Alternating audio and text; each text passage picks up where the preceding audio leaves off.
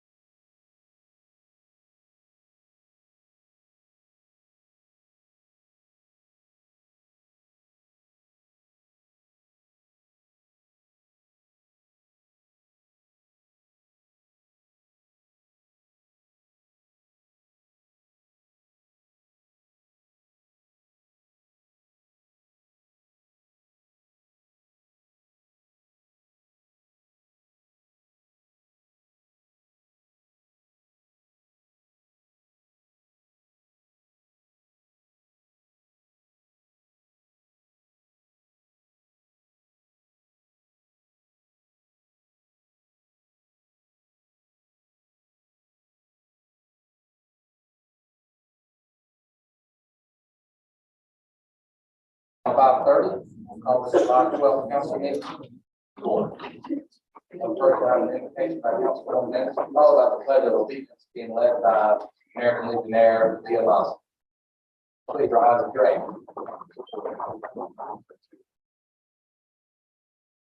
Let us pray together. Our Heavenly Father, we thank you for this day, and we thank you for all your blessings. We thank you for life, health, and strength. And we ask your presence in our meeting this evening. Help us to make decisions that are wise and that will be pleasing to you and also to the citizens of this county. And dear Lord, I pray for the world. Make us better stewards of what you have given us. Where there's climate problems, flooding, drought, fire burning, help us to understand those things and make wiser choices. Where there's injustice, do justice. Where there's hate, replace it with love. And when we adjourn this meeting this evening, as each of us leave to go back to our next destination, I ask that you carry us safely to wherever it is, and that is my prayer. Amen. Amen. To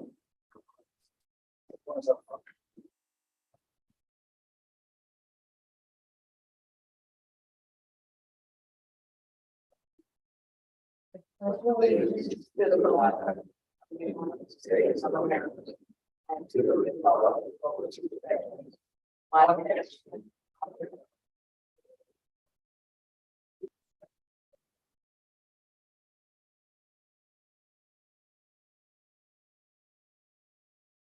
on, yes, I'm just a minute.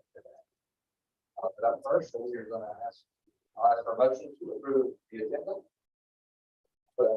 And Ms. Carroll. Second. Second by Ms. Clark. For any additions or deletions to the minutes of the agenda. Here now, I'll call for a vote. All those in favor of approving the agenda as presented, please raise your right hand. It's 0. All right, up next, we have approval of minutes from the May 31st budget meeting and the June 28th regular session meeting. Chairman, I'll make a motion that we approve together the 2 minutes presented from May 31st, 2022, budget meeting number 2, and June 28th, 2022 regular session. I have a motion by Ms. Carroll to approve the 2 sets of minutes. Do I have a second? Second by Ms. Anderson. Are there any additions or deletions to the minutes? Here now, I'll call for a vote. All those in favor, please raise your right hand. Passes 6-0. All right. I'm gonna ask if Peterson, whenever you want to bring it with you up here for a minute, you got 2 nice things to say. I'll take my other comment.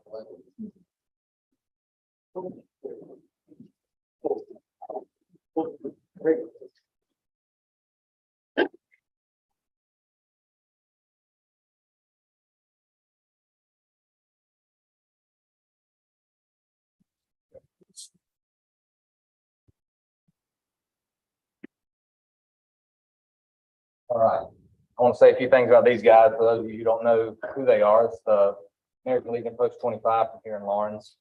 They've been active in Lawrence for a very, very long time. But I want to point out a few things of recent that have been real important to us. I see the Keep Orange County Beautiful folks here tonight. The countless cleanups that y'all continue to help with are tremendous to this community about keeping our community clean. I know y'all are working on DSS clothing drive right now, working on the children. The money y'all have given, the money you've given for the K-9 programs for the schools most recently, I know is greatly appreciated by the district as well as the sheriff department and city of Lawrence Police Department. I'll tell you one thing that means a lot to me is the veteran homes you're working on. A lot of folks don't know some of the things you do. They see a lot in public, but I know y'all go out and have worked on countless homes, building wheelchair ramps for those that need it. Y'all replace roofs. Doing little projects around the yard for those that can't do for themselves anymore because they've given more than enough for their communities. It's nice to see folks giving back to it. In addition to that, the Christmas kids y'all do every year for the city of Lawrence and the city of and the county is gratefully helpful, and cemetery cleanups. That's one of the big ones. I think you got one coming up this Saturday, if I'm not mistaken. Next Saturday. Next Saturday. All right. And I'm sure everybody would love to help on that. The hotter it gets, the harder that work gets. But some of these cemeteries that have been dilapidated over the years that have just fallen short of care for y'all to reach out and do is a big deal. So all that being said, I would like to nominate the American Legion Post 25 for the Henry Lawrence Award, which is used here in Lawrence County as a much prestigious award to recognize those in our community who give back. So I'll do that in the form of a motion. I'll hear a second on this. Mr. Carroll, all those in favor, please raise your right hand. 6-0, passes unanimously. So I want to say congratulations to you, and I'd like to read you the ordinance we have here. And we'll give you your plaque. So it says, whereas Lawrence County Council by ordinance established the Henry Lawrence Award for merit service be awarded from time to time for distinguished service to Lawrence County. And whereas therefore, the Lawrence County Council further acknowledges that the Henry Lawrence Award is the highest and most prestigious award bestowed by the County of Lawrence to its citizens, and whereas the American Legion Post 25 is a devoted stakeholder within Lawrence County to the service of various community needs, and whereas the American Legion Post 25 continuously contributes to countless hours to keep Lawrence County beautiful, and whereas they have donated and continue to donate to numerous organizations and programs such as the Lawrence County Christmas for Kids, Lawrence County Council Sheriff's Office Trunk or Treat, Hall of Heroes, Lawrence County School District 55, and many, many more. Lawrence County Council finds that the American Legion Post 25 has been an inspiration to the citizens, business owners, and government of Lawrence County for immeasurable reasons, and now therefore be resolved, the American Legion Post 25 of Lawrence County, South Carolina, has provided effective leadership, dedication, and community service to the citizens of Lawrence County. In light of these many years of devout service, Lawrence County Council does hereby bestow the Henry Lawrence Award to the American Legion Post 25.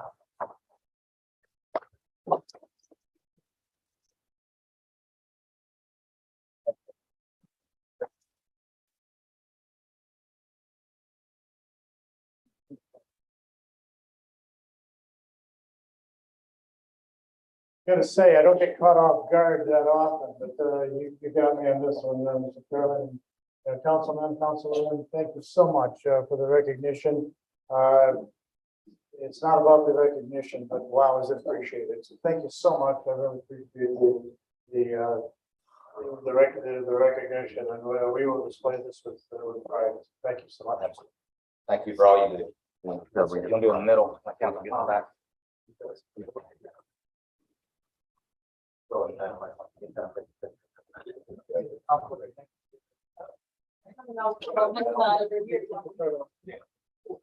the middle so it's symmetric. Take it up, take it up. Here we go, take it up. He's standing in the angle.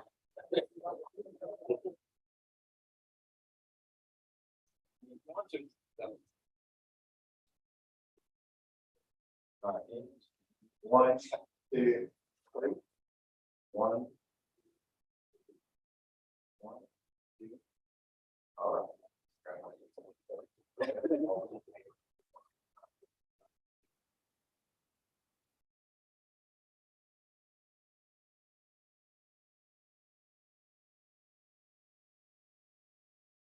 Thank you all. Thank you.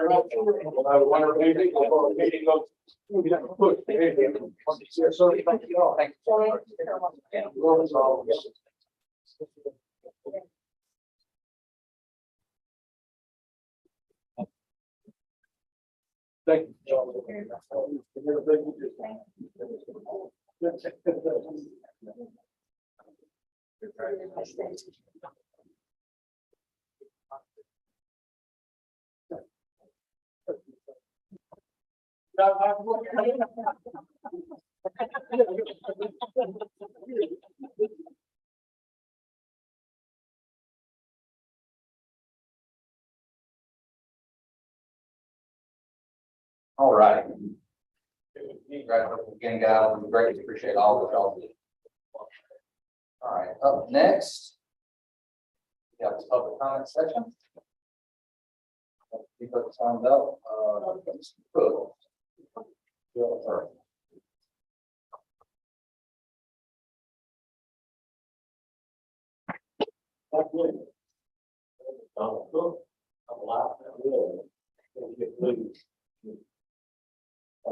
I'm here today to represent my community with the concerns of development in our area. Many of the residents are in chambers tonight to support this. I've talked with many of them, subject, and we all have the same concerns. First concern is the people, concerns of people and developers are buying up particularly farmland and turning them into subdivisions. We're losing farms in Laurel and Lake County, in the northwestern part of the county. In these troubling times, destroying our farms, it's not a good thing to do. With the cost of fuel, farmers are struggling, and these developers know this, and they're targeting these farms as for development. Build subdivisions and all that. Building a subdivision right next to a farm can be devastating to the farm that's beside. So you not only lose the farm the developer developed, lose the farm beside it is actually active. A lot of this comes from storm runoff, water runoff, pollution, and a number of things. An equal concern is the infrastructure of our areas. I don't know how many of you have been in the Richard or Blue community area lately. Our roads are narrow. We're an agricultural county community. Friendship Church Road itself is barely 18 feet wide. We currently have 18 wheelers that are servicing country village plan. We have farm tractors, we have motorcycles, we have a tremendous amount of traffic from 101 to Highway 14 going to the Owens Industrial. So it's a very heavily traveled road. Our community has very limited utilities. We're just a farming camp up here in the community. We don't have sewer, we don't have gas. The only thing we have on Bishop Church Road is water, power, and telephone. What we're asking the council, please do intense studies on the infrastructure before approving this development in our area. There needs to be a plan. We are aware the council is has recognized this and they are taking steps in controlling the development. And we apologize. But there's much more that needs to be done. We need you to talk to the utility company. We need to talk to the schools. We need to talk to DOT. We need to talk to everything that represents the people. We need to consider the area where they want to put these big subdivisions. What impact is it going to have on the community? What impact is it going to have on the school? We need all that research before anything is approved with these large subdivisions. The northwestern part of the county has become a target for these out-of-state developers to come in and buy farms, get properties, and build these subdivisions. In some cases, they're coming in and buying farms at above market value. But our farmers are already struggling. Yeah, they're going to say it. They have to. So I also appeal to the people of Friendship Community and Lawrence County as a whole. Be heard. These developers, I constantly get letters, I get calls, want to buy my property. I have a small farm in another part of the county. They want it, I can get it. Well, that's what I'm going to talk. Beg the people in the community, stand up to these developers. Just say no. We're not going to say, well, do you still for sale sign in my property? Not there. At this time, I have here a petition with more than 259 other people in the community that have the same concerns. Well, and on Friendship Church Road alone, in 1 mile 50 road, there are 3 active bubbles. So 1 mile 50 road. One, I believe, is 429 houses. One is 14, and one is potentially 28 that don't believe has been approved yet. It's kind of the one we like to target. I think the next speaker who comes up is going to speak on a similar subject. So I apologize, please, I beg county council, get the development under control. We are not anti-growth. We're not anti-development. We are anti-out of control. And that's the way the people of the community of any of these people see it. It's not controlled. And that's what we're asking. Orange County Council, please get this under control.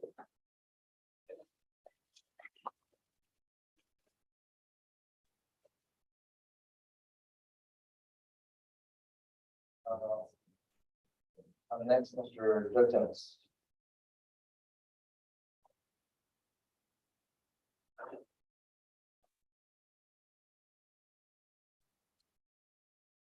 Thank you for the opportunity to be able to express our opinion. My name is Joe Timmons, and I live at 2596 Friendship Church Road, Grayport. Get over it. My family and I have lived at this location for over 30 years across from the proposed subdivision at the corner of Friendship Church Road and Henderson Road. During this time, we've seen this land sprayed numerous times, 1 to twice a year, with recycled human waste, biosolids from Greenlaw out of Greenville, South Carolina, which is a wastewater company. Even though the water is clean and discharged, the remaining toxic sludge stays in the treatment plant. It's the most pollutant-rich man-made substance on earth. The biosolids sludge is expensive to dispose of because it has to be landfilled. So the waste management industry has decided, let's make money off of it. So they started selling it to farmers and spraying it on the land. Now, the practice behind this is growing in the number of public health problems. Spreading pollutant-filled biosolids on farmlands, making people sick, contaminating drinking water, filling crops, livestock, and humans with everything from pharmaceutical to PFAS, which is an artificial chemical that stays in the environment for a long time, harmful to the health of people and animals, and is also called forever chemical. By the time the sewage gets to the treatment plant, it's teamed up with pharmaceutical, hormones, pathogens, bacteria, viruses, arsenic, calcium, lead, mercury is still in all this mixture as it gets there. It's also can include dozens of harmful substances such as flame retardants and hospital waste. Even in what biotesting the EPA has done and conducted, it identified 350 pollutants. That includes 61 it classified as actively hazardous or acutely hazardous or priority pollutants. But the law only requires 9 of these to be removed. Though the regulators and the industry does not know what's in the biosolid, because every load that goes out in a tanker is different, contains different material. There's strong evidence that it can be dangerous. A University of North Carolina study found 75% of the people living near farms that were sprayed with biosolids experienced health issues like burning eyes, nausea, vomiting, boils and rashes, while others contracted MRSA, which is a penicillin-resistant superbug. Sewage sludge is behind the widening PFAS process that has contaminated farms in Maine, Michigan, Wisconsin, Alabama, Florida. These forever chemicals are linked to a range of serious health problems like cancer, thyroid disorders, immune disorders, and low birth weights. Maine tested 44 spray fields with biosolids earlier this year, consistently finding alarming PFAS levels in the ground, cows, and farmers' blood, which forced one dairy to shut down completely. Laura out Orlando, a civil engineer who tracks problems with biosolids, said they're finding kilograms of PFAS in sewage sludge when nanograms are harmful to humans. As of now, states are not testing for most of thousands of chemicals known to be in the sludge beyond PFAS. When you put heavy metals, PFAS, plastics, pharmaceuticals, all that in the soil, sooner or later, it's going to get toxic. And you can't just wish that stuff away, it's going to be there. Since there's no regulations in 30 states, South Carolina included, this shows how the government cares for the communities. Just letting them keep spraying. Though the government is reacting slowly or ignoring the problem, companies like Whole Foods, Dole, Heinz, Del Monte, they will not buy any crops or anything grown in biosolid fields. Switzerland and the Netherlands and other companies have completely banned this operation of it being sprayed. My question is, along with what Mr. Cook has said, and I agree with him 100%, is Lawrence County and Lawrence County Council ready to suffer and fight the battles, possible lawsuits that might come from a subdivision built on this property, or even put up the money to clean up this mess that's been contaminated for all along? So I ask you, please stop the subdivision on Friendship Church Road, where people wind up getting hurt, sick, or even killed. Thank you. Thank you, sir.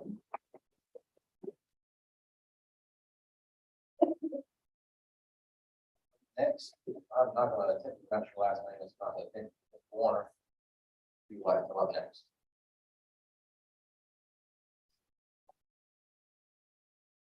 Bozak, Warner Bozak. Okay, thanks, sir. I live on Stewart Road, about 400 acres of farmland right there. Like you said, I get calls 3 times a week, from developers, offering multi-generational wealth, for my family. And, a lot of other people probably in the same boat. I'm not gonna sell. I told them I'll introduce my kids, 20, 30 years from now, y'all can buy it up. But, at the same time, I don't think it's anybody else's business what anybody else does with their property. I've got neighbors, that have for sale signs out there and all these people putting up, don't, destroy our farmland. It's not your farmland. It's land that belongs to the farmer. And if he sells it for his family or whatever, that's his business. That's the way it's always been. It's not a socialist country. The way Lawrence County's always been. One of the reasons I have so much property is I first bought about 100 acres. My first job was at Bennigan's back in mid-80s. There was nothing on Wood Road Farms. There was nothing across the street from the Hilton. There was nothing on like Halton Road, nothing out that way. There was a Walmart in Simpsonville, and behind Walmart was nothing to where Coles is now. Behind Walmart was nothing but farms, all the way to Georgia. Same thing headed south. The growth is coming. I mean, that's only been 35 years ago. I mean, a lot of neighborhoods have been built and turned into ghettos already in 35 years. Y'all seen it just like I have. What we need, my belief, what we need to do is control it. A lot of people say, well, we need to do small lot, we need to do big lots, 1 acre lots, 2 acre lots, whatever. It's not lot size. I built my mama a house in Simpsonville in the neighborhood, a 3 acre neighborhood with 30 homes, but they're all brick homes, they're all $300,000, $400,000 homes. It's a really nice neighborhood, really well done. I'd love to see lots and lots. And then you got next to it is Chancellor's Park, which is like $700,000 to $800,000 homes. And they're all 10 feet apart because what they do is the neighborhood, there's no yard work done or anything. The neighborhood pays for all the yard work, everybody's yard. It's like $100 a month. It's like, it's a good way to live. So my point there is that, the lot size argument, I just don't see that it's really effective. All it's going to do is make the land less valuable. What I do think we need to do is find somebody like the county administrator, city administrator, something from a city like Franklin, Tennessee. Franklin, Tennessee is a small city just outside of Nashville, and that's where all the country music started moving. They built all their nice homes out there. A lot of them had 10, 20, 50, 100 acre lots that their homes are on. But it was done because the people that went in there, or the government, controlled how that would grow, and not really controlled by stopping stuff and incentivizing, getting hotels to come in, going to Wall Street and getting money to do things, building the roads first before, getting the money, doing bonds, whatever you got to do to get those roads there before the growth gets there. Because that way the growth will continue to grow and grow in a nice, manageable manner, and you'll attract a whole lot nicer neighborhood, and you won't end up with something like Country Gardens and Fountain Inn. It was, a nice little starter-owned neighborhood 20, 30 years ago. Now it's quickly turning into a Gainesville ghetto. If you hire a county administrator from or a city administrator from like I said, from a city like Franklin, a city that's done it and done it really well, make them like our county governor or something, where they advise you guys, where they can, go out and they have contacts all over the country. They've got contacts in government. They've got contacts in business. There are people, it may cost you $150,000 a year to hire a person like that, but it's going to pay for itself 100-fold because it's going to bring in better growth. I own a company called Stakeout. That's how I bought up my property. I started Stakeout back in '91. Ran it for about 15 years and sold out when I had a handicapped child born that I had to stay home and take care of. But I've seen all over the country I managed the busiest pizza store on the planet in Boston, before I did Domino's, before I became Steakout. Oh, between that, it's a Steakout. And, so I've seen it all over the country. I've just seen what happens when it's not controlled with. And, the best way to do it is to be proactive and find somebody. And you know, like I see Simpsonville, they'll go out and they'll ask all the citizens, what do you want to do? And you'll have 100 different, you know, ideas, but nobody's ever seen growth before. So everybody's ideas are just what they think might happen. If you hire somebody, if we can find somebody that has been through all of this, been through the pains, been through and won, and built a, you know, really, really nice community, really, really nice city, that, you know, Lawrence could be the jewel of South Carolina. Amen. And, you know, the city, you know, the downtown center would turn in, like, if you go to downtown Franklin, Tennessee, the downtown, you know, this area, you know, would be, you know, you're gonna draw, you know, beautiful homes, you know, successful people, and, just not building ghettos. And even if you don't build a ghetto, you know, a lot of these homes are gonna be built now, they're gonna be ghettos in 15, 20 years. They're not built well, their value is gonna decrease, they're gonna end up with bad roofs, bad foundations, the driveways will sink in, all kinds of things will end up happening with a lot of these, you know, fast growing neighborhoods. The right person hired to run the county would have contacts with the right builders from around the country to attract those, say, hey, you know, we're gonna do this in Lawrence, South Carolina. We want to attract the home builders that are gonna put in nice stuff, because there's a lot of money in Greenville. I mean, homes downtown in Greenville, there's $2 million condos in Greenville. We could drive, we're only 30 minutes from there. That's nothing. I mean, people live, you know, an hour and a half from Atlanta or, you know, New York to go to work every day. We could easily be a bedroom community of really, really nice homes, and then build, you know, have a city center here that turns into a really beautiful place. But to do that, we've got to have somebody, I don't know how to do it. And not to be insulting to whoever the county council or county administrator is here, because I don't know. That's you, okay, but, and I'm also, I'm not saying to replace you. I'm saying to hire somebody to be his mentor. Somebody that, you know, that's done it, that's, you know, 50, 60, 70 years old, that's done it, that wants to come in here for the next 4 or 5 years, introduce him to everybody in the country, that, you know, all of his contacts and how it's done and how to attract the right kind of growth. But there are those people out there. There's only a handful of them, but if we, you know, go on a search, we can find somebody. And I just want to see this area. I'm vested here. I'm going to be here. I'm not going to, like I said, my kids will probably have, you know, they're going to take it and run and blow the money out of it. Day, that's up farm with that. But I am a part of the community. I've been here 30 years, raised my family here since 94. I've long been here 28 years. I bought my first parcel over there.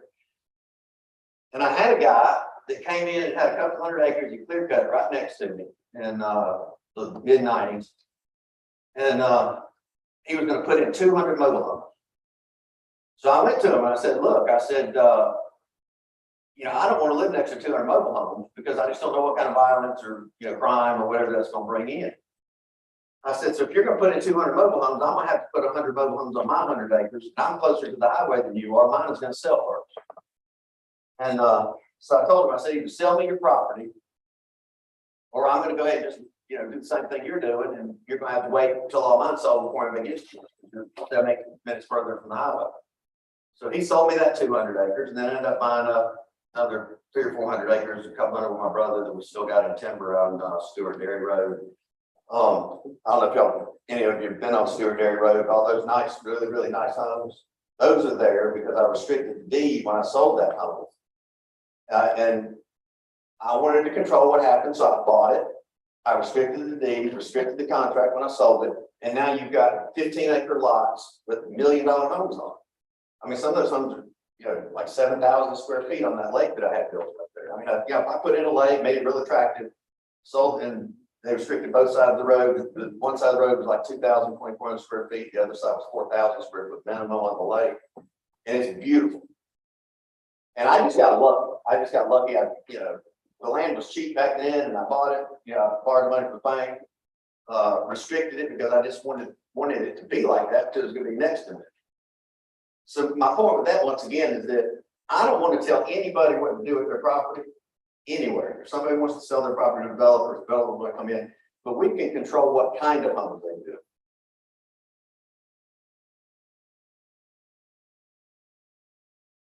Thank you.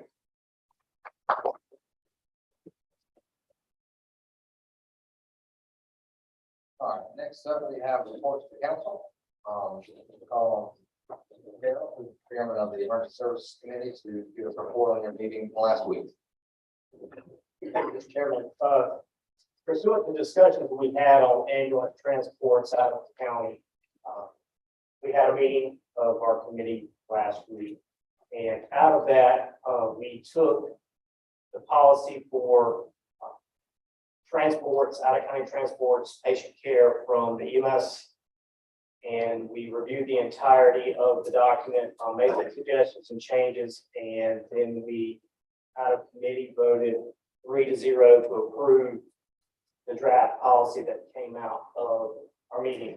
I have since submitted that to council to review for tonight's meeting, and from our meeting, we will recommend from the committee that we approve the draft policy that I gave to council pursuant to our meeting.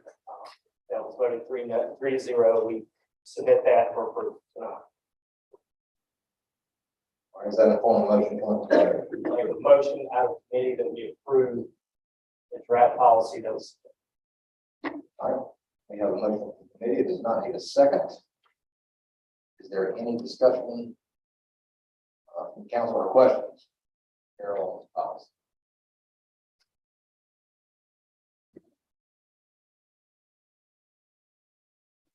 And I would just like to say I appreciate your committee meeting and going through the policy that we're using and clarifying it and working with our staff to ensure that we have best policy we can have to benefit the citizens of this county, as well as looking out for the resources of our EMS folks.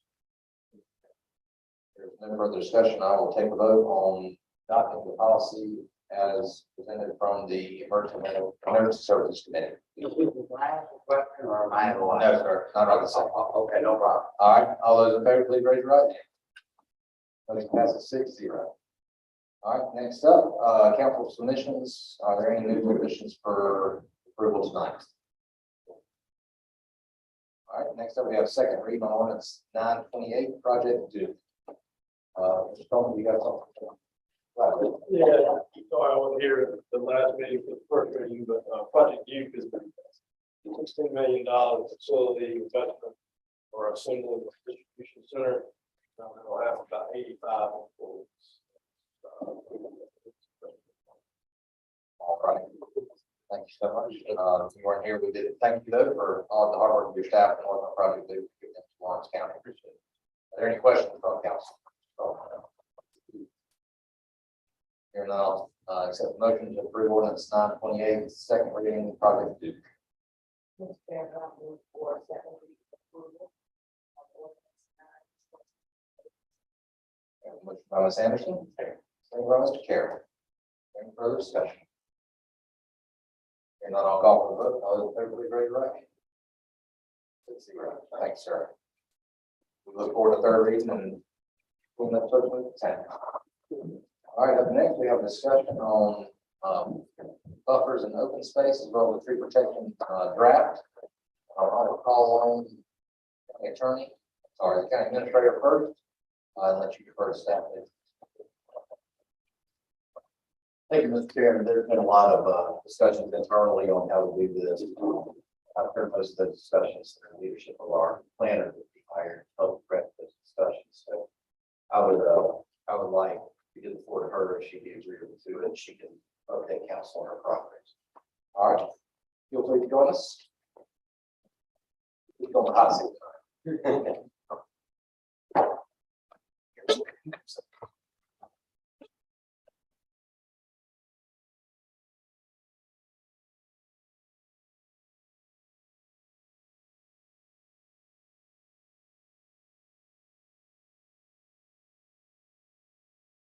Good evening, council members and Sir Chairman. Lisa Warga, Senior Planner. I'll let you just, again, if you want to elaborate the council, if you have submitted for so far for consideration. Okay, in the process of seeing a lot of development coming our way, one of the first priorities as a planner and in planning is to protect our natural resources. So they are taken advantage of by developers coming and keeping their properties or don't provide enough buffer for flood prone areas, wetlands and riparian areas. So this was the main reason to address these subjects and also in providing some screening buffers, dialogue for language for intensive uses or some uses that might not be as desirable where they are located, adjacent to agricultural or residential areas. So in the process of doing this, the Natural Resource Conservation Commission has been notified. We talked with them and vetted that out before the commission. There's soil surveys. And also with the FCP head. So we did a lot of vetting with them and talking to those staff members as well as research for this. All right. Thanks so much. Are there any direct questions? We're on the section on the buffers and the trees right this second. So how will a designation of a type A, B, C, D, D2, D1 buffer requirement, how will that be applied to development? Who makes that decision? How would we go about finding those spots? Well, it would depend on, it would be in-house, it would be through all your planning people, which include your building department, and public works, representatives from other departments. It's really geared more towards, instead of across the board buffer requirements, it focuses more on the intensity of the use. And the number of housing units in that case. There are some did not necessarily see a reason for the smaller developments to, or the commercial smaller developments that have to provide common open space or buffers unless it was an intensive use.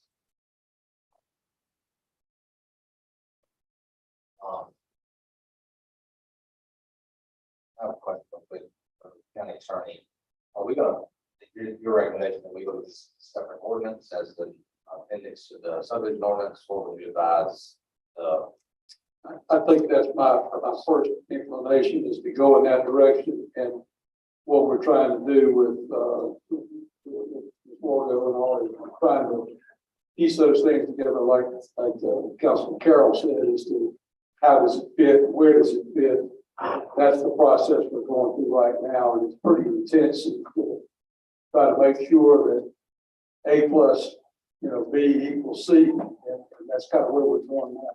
I would think an appendix may be the appropriate way when we amend the ordinance or redo the ordinance. So it could be a standalone, but it makes more sense to me to have it as part of your subdivision ordinance. Now, I may change my mind before we get there. We just got a long way to go. And Mr. Chairman, this is part of the internal discussion we've been having. A lot of that's to provide definition, clarity, what these terms are and requirements, and a lot of this also be short of the comp plan that's in development right now. This is just to kind of get a head start, so council can deliberate to figure out what kind of restrictions. I know you are still going through it. This is your draft here. A couple of things I did on do it. I mentioned briefly to staff. The way this reads for section Article 1, Section 18-2A, as the 20% requirement for natural open space in addition to the major subdivision requirement of 10% of acreage in common open space. Number 7 recognizes 50% the common open space, and the natural open space shall not overlap with each other.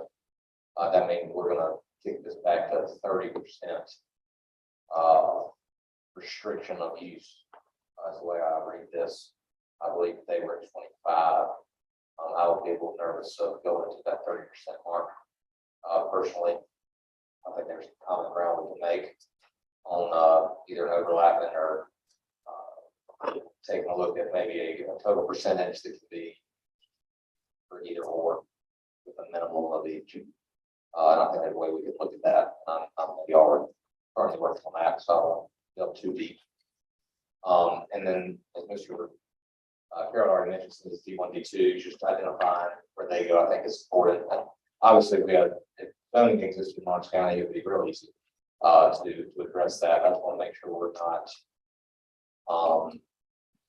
not going too deep with some of these, given the current status of our regulations. I think there'll be a time when it'll be a little different, but today there is no zoning. We need to be careful how we list some of these, because it would work well in zoning. We do not have that. We don't have the tools. We have a toolbox to work with. We have a hex head nut and no wrenches and no pliers, and all we got is a hammer. It doesn't really do something good. So that's the only thing I'll say about that. I do appreciate the due diligence working on the trees. That was a big thing for me. But once again, some of them seem very intense, which was not my intent per se. And if you preserve the trees, but this does go into different botanical names, so on and so forth. I just want to make sure that once again that what we're doing here is applicable to Lawrence County. And it's good for Lawrence County and not overbearing to especially homeowners and existing farmers who maybe want to be dividing their land and give their kid 5 acres off the backside of their property. I don't want this to fall too restrictive. This subdivision ordinance is, in my opinion, towards folks who are developing property for others' use. Yes, sir. And to your point, like the gentleman mentioned earlier, what we're doing is we're creating a system of best practices. So we're going to places that have done it before, and we're not trying to necessarily reinvent the wheel, but we are trying to make sure it's a proper size of wheel for the vehicle we're driving here. So we are going to people that have done it before, taking the best approach based on that experience. But again, all of this is a very fluid work in progress. So we look forward to council's feedback and direction on that shape. I think we want to comment. I think that the concept of putting it all out there, maybe we overload it, but we can always back down rather than having to come back in. And so, I think it's a starting point, and like you say, it's just a comment and draft, and certainly open for recommendations, and we try to pull all this into an organized ordinance. You did a fantastic job. I don't say I understand all the different verbiages here, we know, with making sure you comply with DHEC and some other things. And that's what I was looking at. I had to read it a couple of times, to not saying I'm right over all of it yet, but it's a lot to take in. And I would say the same thing if it took me that much to take in, would take Joe Blow Citizen and some others. And I'm always trying to make sure that they understand exactly what we put before them. And but I appreciate the effort, and I think it's something that we can work from and go backwards on, so we can make sure that we are touching every base that needs to be touched. And I know we have to walk a thin line, only because we do not have zoning, and that's the only thing that bothers me a lot, because sometimes I think people think since we don't have it, they still can do exactly what they want to do. But there's still some guidelines. I've always tried to make sure you always be a good neighbor. So in certain things, and being a good neighbor can make everything move a whole lot better. But I thank you for what you've done here. Are there any other questions, comments? I would like to participate as we move forward. I read it. It's very thorough. I think it's a little onerous for the citizen who may cut some trees down that are over a certain size, then sells the property in a year or so because a developer approached them, they weren't thinking of developing it. But if they do that, according to this, then they would be liable for having done something that's against this, and they would have to pay fees and fines up to $35,000 for doing something to their property that they transferred the ownership later, not thinking it's going to be developed. Just some things like that. It's great, but some may not be applicable to where we live here, but I'd love to participate in that. And I would appreciate your help. Yeah, awesome. Are there any other comments? One of the encouragements I was gonna make, council members, is if you mull these over and reread them and reread them, a couple of times. That you submit your suggestions to Mario Thomas. Go through these, ensure that everybody's working at the same common goal. All right. Well, Matt, thank you so much for presenting us this evening. Next up, we will have a public hearing on ordinance 926, which is the ordinance to replace ordinance 910 and 831, regulating planning, design, and construction of residential subdivisions in Lawrence County. I will open the floor to 6:18. If you would like to speak, please step forward, state your name, and we are discussing ordinance 926. Good evening, folks. Good evening to my fellow citizens.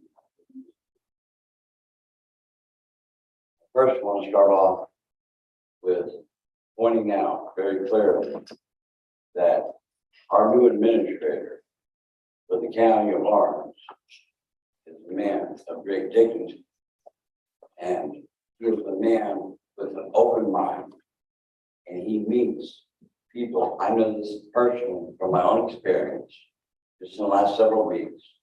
He meets people where exactly they are, not where he wants them to be. And Thomas, from the bottom of my heart, I want to tell you that you are an absolute asset to this community. Okay? And I look forward for what you're going to be able to do for the citizens of this county to work with the collaboration of everybody involved to make this a better and safe place. My wife and I have been married 39 years, and we have been here in and out of Lawrence County on Highway 39 in Cross Hill since we're 22 years old. We're from New Jersey originally. But I just wanted to recognize our county administrator. And if I'm out of line, I've never been in a public meeting before, so, please correct me, okay? Vice Chairman Carroll, I appreciate your comments on the MS. I just wanted to get something clear, just so I understand. Because ironically enough. Can we speak after this? Yeah, this one is, this public hearing is for the subdivision ordinance. Oh, We can okay, discuss I that apologize. later. This one just. And thanks for putting me straight, because I've never been in a public meeting. No worries. Okay. It can be nerve-wracking. No, it's not nerve-wracking. I just wanted to reach out to our new county administrator and everybody on this committee. Okay, now, I've never dealt with a legislator before. Okay, never in my life. I've never dealt with a committee member. So this is out of my wheelhouse. But I want to tell each and every one of you folks, thank you for what you do. And Mr. Cribble, your name was mentioned to me several days ago to reach out to you by a citizen of this county, of some concerns that I have. Okay? So one day we'll be able to get it to you. So, but thank you very much. Thank you, sir.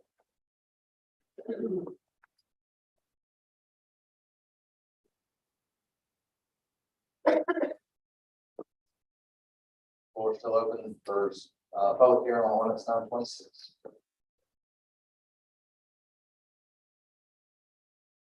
Susan Stewart from Stewart Road, Fountain Inn, Lawrence County. The only thing that I'm concerned about at this moment, as I was reviewing, the proposed ordinance. We have had some issues in some of these developments with discovery of either historical areas, in particular cemeteries. I know there is a statement in the ordinance about conflicting with other laws and other regulations. But I would like for us to be very cautious and also to let it be known that we need to be identifying, protecting, not removing, covering up, ignoring the many cemeteries and areas we have in the county that are yet to be revealed to everyone. Many of us know about them if they're on our property. And I just want us to make sure we're cautious in looking at that. Historical areas, and in particular our cemeteries. Thank you so much.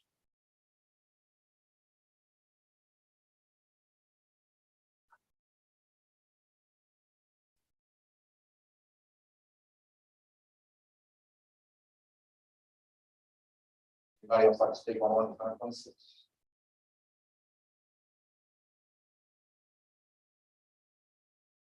All right, seeing no one, I'll close public hearing at 6:23. So we have second reading of ordinance 926, which is amending ordinance 9. Mr. Chairman, Yes, sir. could I make a motion to that we delay second reading no more than 2 meetings to address a few issues that are still unclear in depth for the second draft? All right, motion to postpone, no later than 2 meetings, allow staff to continue the. Changes that we can go through with stuff I've heard that we make a better draft before we get up against third reading. Okay. So that's a form of motion, is there a second? Second by Ms. Giannis. I'll open the floor for discussion.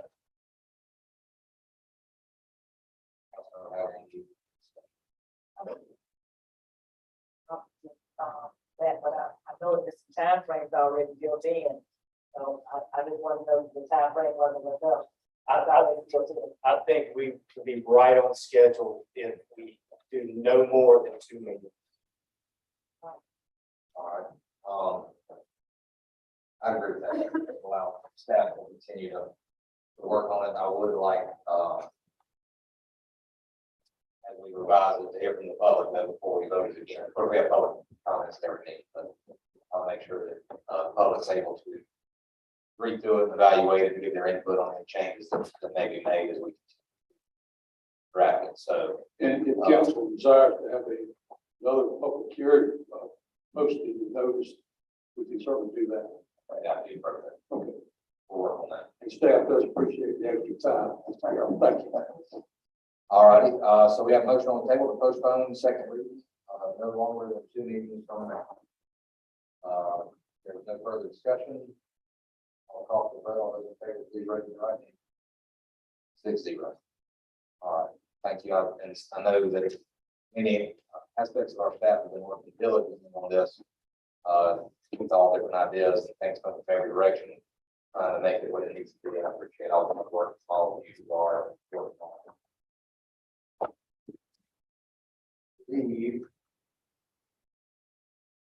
That's our business for the evening. So always whatever is going to be the comments.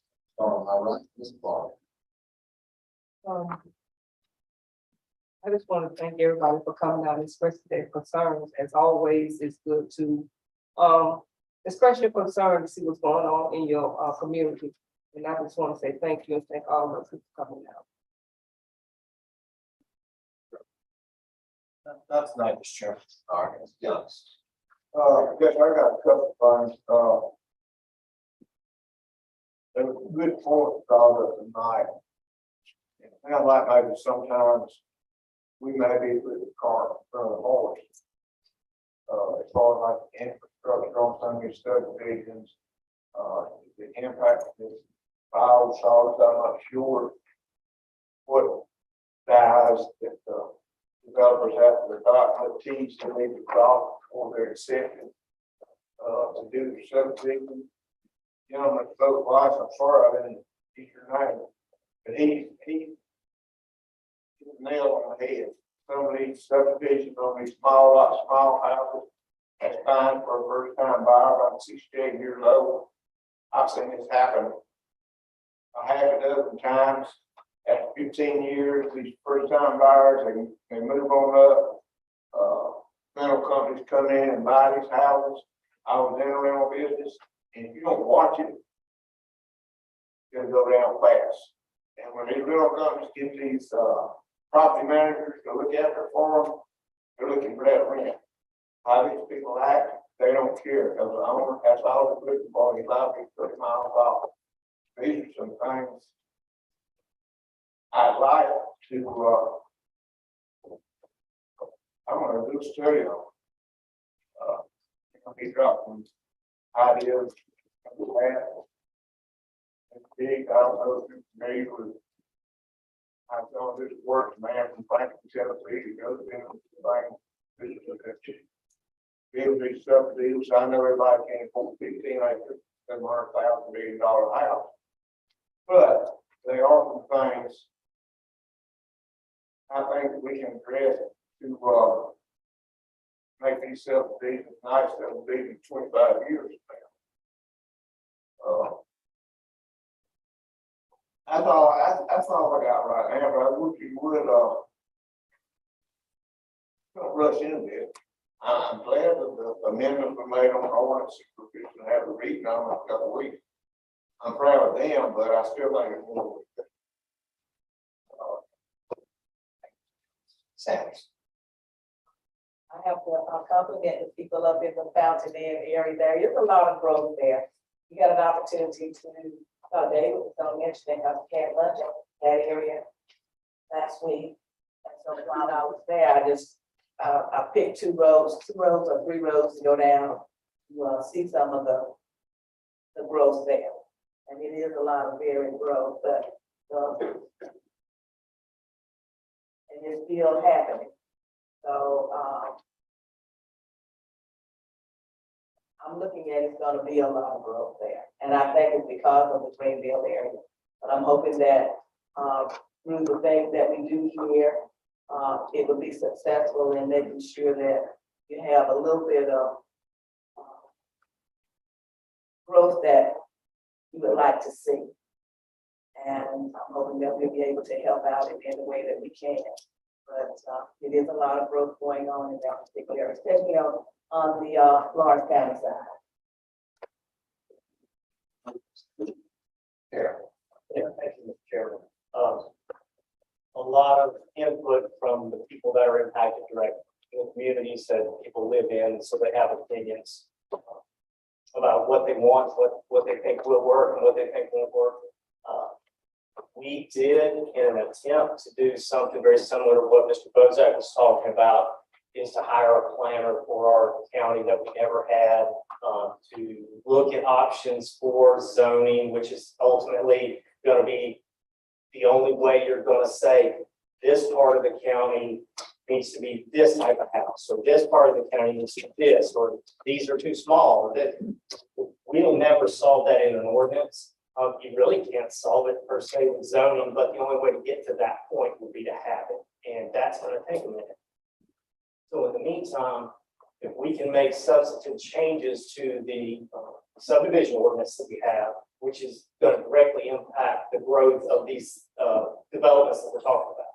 We're talking about subdivisions and large subdivisions. And good changes in that existing ordinance will help slow down or mitigate some of the growth we don't like. It won't hopefully stop growth completely, because that's not what I want. But smart growth is important to our county's future. It is coming, everybody sees it. Everybody says we don't want to be Woodruff Road, and Woodruff Road don't want to be Woodruff Road, but things like that happen, and it's going to be hard to build infrastructure that we want to bring the growth we want without the ability to pay for those kind of things. So that's what we're kind of up against. You're 100% right. the county doesn't own this land, and so the county can't save farmland. The county doesn't own any farmland, farmers do. And if they don't sell, then that's how they save the farmland, and if they do sell, we want to have something that helps the community, by which we have with that ordinance. We'll certainly work on making that better. Hopefully, 2-4 weeks will give us more time to put something in there that helps. There are certain parts of it that I had concerns with that I want to not speak to right this second, but speak to with staff, lots of changes that would help get us towards the right kind of growth that we want. But I do appreciate the comments. The biosolids thing, I don't know. I can look into that. If farmers are spraying that on their land every year and you live next to them, they're the ones who are polluting you, not, I mean, I don't know if we develop that area and take the top part off or do something, does that make it better for you or make it go away? I don't know. That's a topic I know nothing about. This sounds dangerous. So we could certainly see if there's something, but they have to get approvals by DHEC and EPA and stuff to do it. That's how they're able to do it. We'll certainly look at what opportunities there are to see if that's bad for our. Because this is our second planner. I want you to know, Lawrence County was progressive at one time. We had a planner. And we planned, and I think we had a lot of dissension. And so that's why I always just try to work at it so everybody will understand exactly what it was. And we had one for 4 or 5 years, maybe longer than that. And I think it was a positive time when we had it, but somewhere down the line, we dropped it. And it did cause us a problem for not having one for longer. We have had one. That's all I was. I echo what Carol said, and I do want to thank, as always, citizens for coming, and especially Stuart this evening for pointing out the older cemeteries, historic sites on these properties, and that's something I definitely believe we should add into the ordinance. And the big thing for me was the application process. Something I mentioned to staff too, is that we outline certain timeline and documents required, signage will come into that, play with that, how far out the signs get put up. And I just want to make sure when we complete this ordinance that it is black and white, there's no gray area on there will be gray area in everything to do, but as far as the process goes, is what the developer needs to submit, and when he submits it, to want to be on a planning commission hearing, everything needs to be outlined. All the documents submitted, including the geological study, so we know if there's any historic or material site. That's all I have. I'll just, I know they've all left, but I'll thank American Legion again for all the work they do in their community. We are active in different ways in our community, and they're boots on the ground, and they're serving their community long after they've served their country. They deserve the right to go home and do nothing, but they continue to come out and work hard and for others in the community to give back. So for that, I thank you. That's all I have this evening. There is no executive session. I will call for a motion to adjourn. Carol, all in favor, 6-0.